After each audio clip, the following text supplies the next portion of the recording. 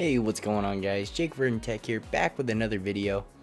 And today we're going to be talking about portable SSD hard drives and how you can really benefit from them, especially when it comes to video editing. And that's what I found I really needed a portable SSD for lately, especially switching between two systems. So today we're going to talk about that and how you can really benefit from upgrading to a portable SSD drive. So this video is going to cover two main points. Point number one being why everybody could use a portable SSD hard drive like this one.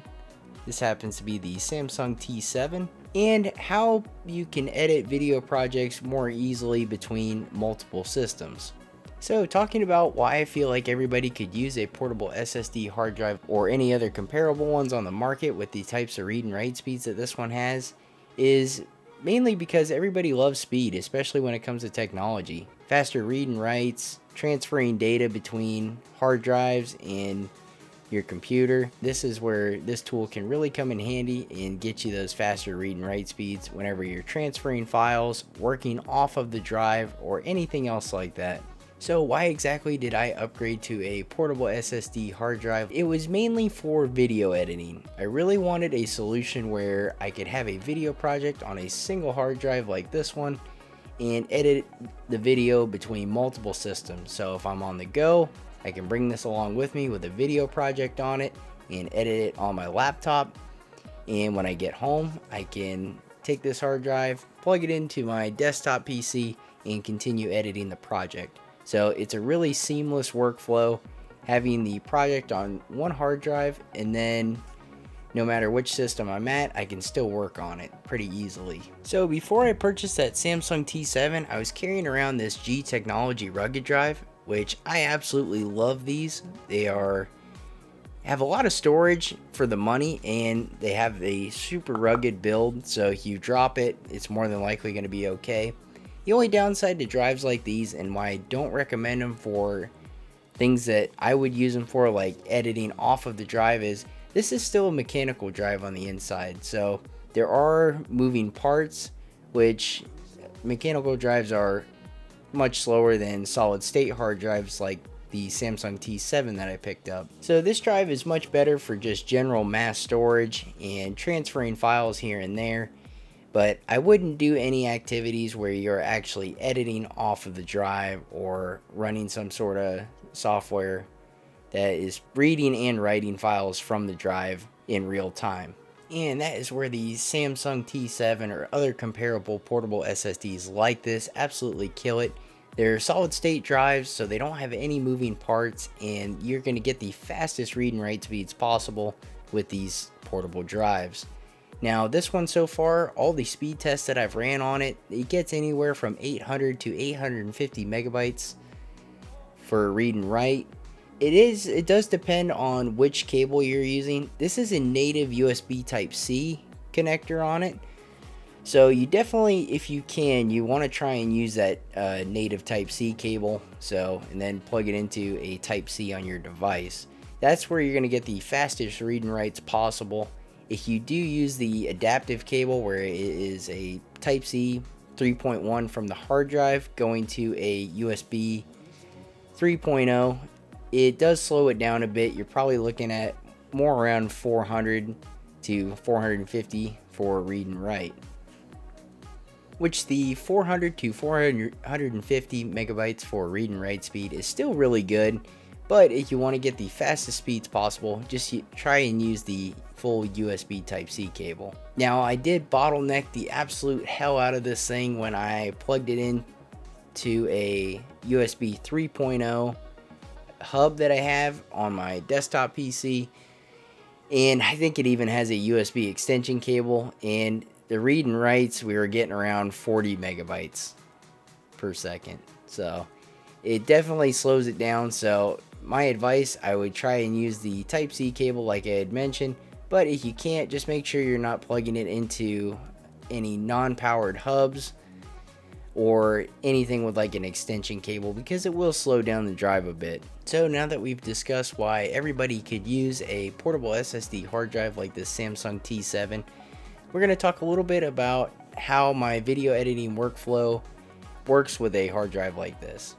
And it's pretty simple. It almost stays identical from my typical workflow, except the fact that I am just putting my project folders on this hard drive instead of one of the hard drives in my actual computer. So I'll just make a main project folder usually, and I'll name it whatever the title of the video will be or something close to it. I'll have a folder for my clips, audio, any screenshots that I might include in the video or photos, stuff like that. And then I'll also save my Adobe Premiere project files inside that folder as well. So when you put all that stuff onto a drive like this, you can just have it on there, and whatever system you decide to edit on, you can plug it in and open the project file from there. So it makes it really easy when you're switching between systems to continue editing that video footage. Now in an Adobe Premiere workflow, the only thing that will really stop you from editing from one system to another is if you have a completely different version of Adobe Premiere on one system versus the other. Now they could be an update off or two or even more, but you just can't have like an Adobe Premiere 2019 on one system and then try to edit that project on a system that has Adobe Premiere 2020. So Adobe is kind of weird about that. It won't actually want to work with that file if it's a year-old version or something like that, because I have tried to do that in the past and I've ran into issues where I can't edit the project on a version that is completely different. So personally, I haven't worked with many other video editing softwares. I've done a little bit with DaVinci Resolve, but I don't really have a workflow with it or a file storage structure that I follow.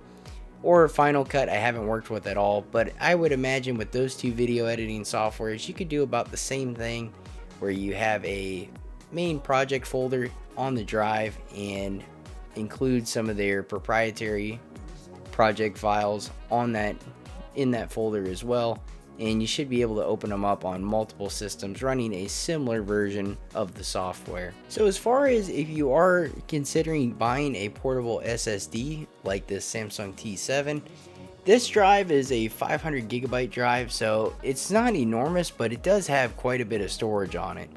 And I wouldn't recommend that you need a whole lot of storage if you're doing video projects like myself.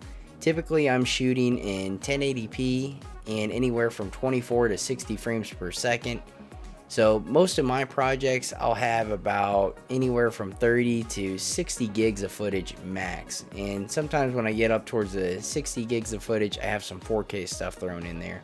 So 500 gigs is perfect for me. I can actually have more than one project on the drive, but honestly, even if I could find one that was around 100 or 200 gigs, 250 gigs, something like that, it would still do just fine for me as far as my video editing projects go, because I'm not looking to store a bunch of projects on here. I'm just looking to work with one or two on the go and have it on there temporarily. Then once I'm done with that project, I can archive it to some bulk storage. So this drive is 500 gigs, and I believe I picked it up from anywhere between $80 or $90 on Amazon, which is definitely more expensive than some of the mechanical drive options or the rugged drive options, but you're getting way faster read and write speeds, and that's what it's more about when it comes to these, not as much for bulk storage. So that's going to wrap up this video, guys. Thank you for watching. I really just wanted to put this video out to maybe enlighten some people that are in the market for a new portable hard drive, to maybe go the SSD route to get those faster read and write speeds, and how you can edit video projects much easier between multiple systems using a tool like this portable SSD. I think everybody can agree on having the faster read and write speeds is always really nice to have, and if you're video editing like me, scrubbing through a timeline seamlessly is really nice, especially when it comes to editing something off of a external hard drive from your computer. So this video is more in general why you should maybe consider purchasing a portable SSD, but I do have to say that this Samsung T7 has been a great drive so far.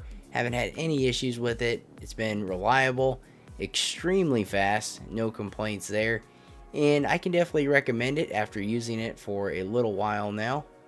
But there are also lots of other good options in the portable SSD market as well. So if you guys enjoyed the video and found it helpful, be sure to give us a like, and if you want to see more tech related videos like this one, be sure to subscribe. As always guys, thank you for watching, and I'll see you in the next one.